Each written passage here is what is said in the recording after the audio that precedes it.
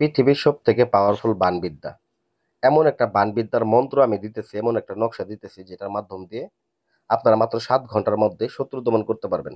এতদিন শুনে আসছেন যে আসলে বান মারা কাজ হয়, কিন্তু আসলে বান মারা কাজ যা হয় নিজের চোখ দিয়ে দেখেন নাই। এবার নিজে করে দেখবেন যে বান মারা কাজ হয় কি না হয়, এই বিদ্যাটা ব্যবহার করলে দেখলেই আপনি বুঝতে পারবেন। আমি বলবো না, আপনি আমার স্ক্রিন নাম্বারে যোগাযোগ করে আপনি আমার সাথে কাজ করেন, কারণ আমাদের আমাদের কাজের চাপ প্রচুর। আমরা প্রচুর কাজ করি, ঠিক আছে, কিন্তু আমি আপনাদেরকে নিয়ম দিতেছি, কাজের ফাঁকে আপনাদেরকে এই নিয়মগুলো দিতেছি এজন্যই, কারণ ইউটিউবে অনেক লোকেরা প্রতারিত হইতেছে। অনেক লোকেরা এসে বলে, গুরুজি আপনার বেশ কিছু নিয়ম দেন, আমরা কিন্তু অনেক প্রতারিত হইতেছি। তো তাদের উদ্দেশ্য করে আমি এই ভিডিওটা দিতেছি।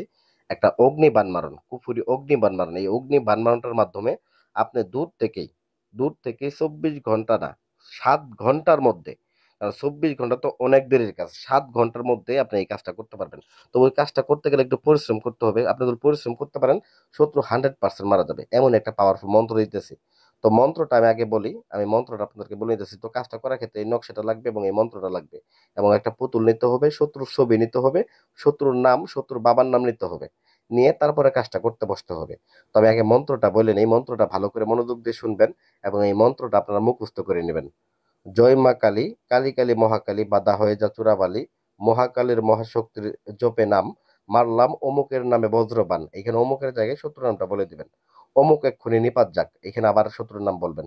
শ্মশানকালীর দোহাই লাগ, দোহাই আজরাইল, দোহাই মিকাইল, বান লাগুক অমুকের গাই, অমুক যেন এক্ষুনি কবরে যাই, দোহাই হজরত আলী, দোহাই ফাতেমা, মন্ত্র কথা যদি লড়ে হজরত আলীর মাথা মা মা ফাতেমার পায়ে পড়ে। এই কথাটা যদি আপনি বলতে পারেন, আস্তাগফিরুল্লাহ, এই কথাটা যদি আপনি বলতে পারেন, তো সেক্ষেত্রে আপনি 100% আপনার মধ্যে দেখা গেছে বানের কাজের ফলাফল আসবে। তো এই বিদ্যাটা আপনাকে ব্যবহার করতে হবে। দ্বিতীয়ত বিষয় হচ্ছে যে এখানে যে নকশাটা আছে, এই নকশাটা আপনাকে অঙ্কন করে নিতে হবে। তো বিশেষ করে আমি আপনাকে বলি, বিশ্বাস রাখেন, বিশ্বাস রেখে কাজ করবেন, 100% ফলাফল পাবেন। শত্রুর নামটা শত্রুর নামটা এখানে মন্ত্রের মধ্যে বলবেন এবং ছবির মধ্যে লিখে নেবেন, পুতুলটার ভিতরে ঢুকাই নেবেন। নকশাটা অঙ্কন করবেন কি দিয়ে? পাঠার রক্ত দিয়ে নকশাটা অঙ্কন করতে হবে। পাঠার রক্ত না পারে অরিজিনাল কামসিঁদুর দিয়ে নকশাটা অঙ্কন করতেই হবে। তার যারা চিন্তা ভাবনা করেন যে ভাই সাধারণ কালি দ্বারা কি লেখলে হবে, হ্যাঁ, সাধারণ কালি দ্বারা লিখবেন, তবে 7 ঘন্টায় ফলাফল পাবেন না, ফলাফলটা আসবে দেরিতে। কারণ কালির উপরে মধ্যে দেখা গেছে বিশেষ করে সময়টা বেশি নির্ভরশীল করে। কারণ আপনার এখানে কাজের মধ্যে যত মাল দেবেন, ভালো অরিজিনাল মাল দেবেন, তত বেশি দ্রুত ফলাফল পাবেন। তো যাই হোক, নকশাটা অঙ্কন করে আপনার কি করতে হবে, এই পুতুলটার মধ্যে ভরে নিতে হবে। ভরে নিয়ে এই মন্ত্রটাকে 7 বার পাঠ করতে হবে। এই মন্ত্রটা 7 বার পাঠ করে তারপর আপনি এই পুতুলটার মধ্যে ফু দিবেন, এবং এই পুতুলটা আপনি নিয়ে যাবেন সরাসরি শ্মশান ঘাটিতে।